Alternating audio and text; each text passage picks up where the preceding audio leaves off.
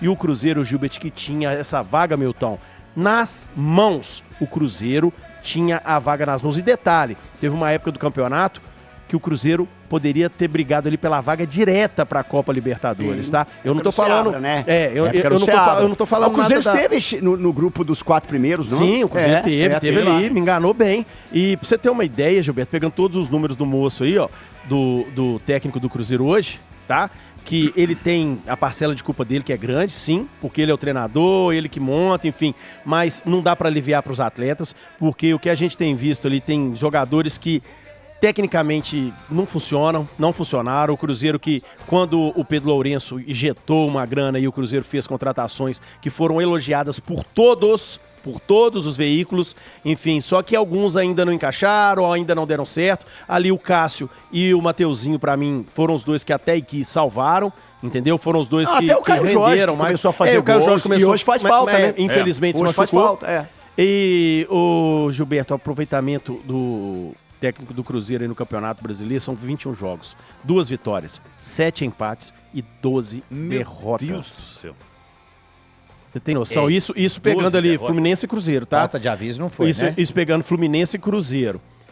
E só pelo Cruzeiro, deixa eu pegar aqui no press kit de ontem. Deixa ele terminar, Igor, senão você atrapalha o noticiário dele. Obrigado, Ele tá Milton. ainda pegando lá o Milton. Milton.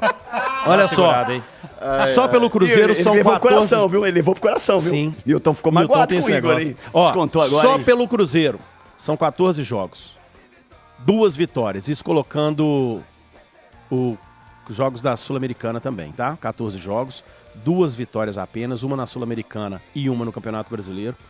6 derrotas com a de ontem e 6 empates. O Cruzeiro chegou a 14 jogos diretos com ele, sofrendo 13 gols. E a diferença primordial do time do técnico Fernando Seabra pro técnico Fernando Diniz é que na época do Seabra, né, a gente, claro, vai lembrar que no final, na saída do Seabra ali, o Cruzeiro já estava oscilando muito, estava fazendo jogos muito ruins, inclusive muitos torcedores que hoje estão questionando a saída do Seabra, muitos deles eu tenho os prints, viu, gente? Vocês mandando, falando que era para cobrar a saída do Seabra, que era ruim, que não sei o quê, e agora vocês falando que fez errado. Então o que acontece?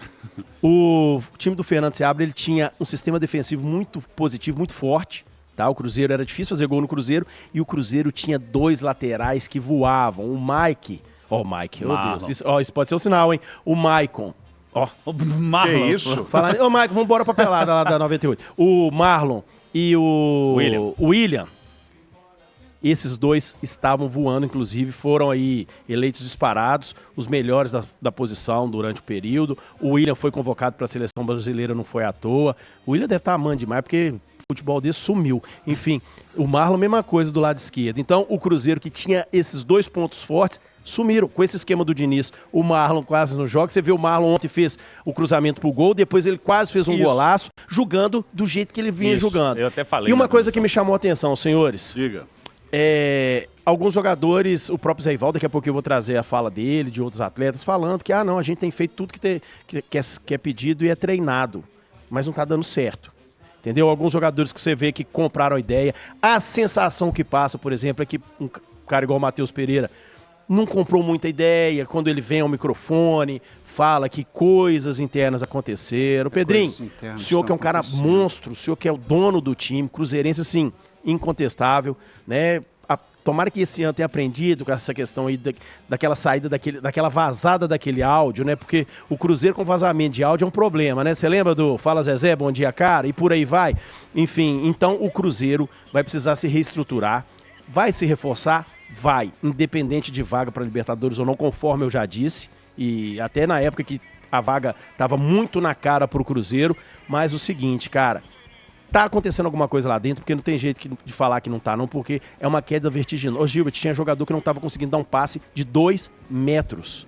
Então, alguma coisa há, porque a gente sabe, o Cruzeiro tem um time fraco, tem um time limitado tecnicamente, tava muito bem, se reforçou. A gente esperava que com esses reforços, o cara tá chegando, né, os caras melhores, de outra prateleira e tal. O Cruzeiro acabou que não deu liga. Não deu liga. Problema no trabalho de vestiário do Fernando Diniz, não, né? Porque nisso Creio que não. ele é muito bom. Creio que não. E todos reconhecem essa capacidade dele de envolver o grupo todo.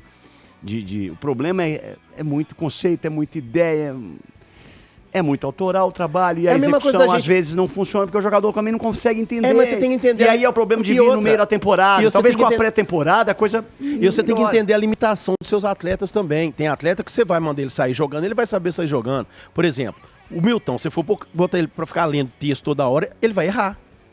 Ele não sabe ler. Agora, o Milton, se colocá-lo para usar essa vozinha de veludo dele, para poder trazer muita grana, ele vai conseguir, porque é o ponto forte dele. Então, ele tem que entender, esse elenco dá para fazer isso, não dá? Porque tem muito disso também, a montagem do elenco para o Fernando Diniz. Ele vai permanecer? Não vai?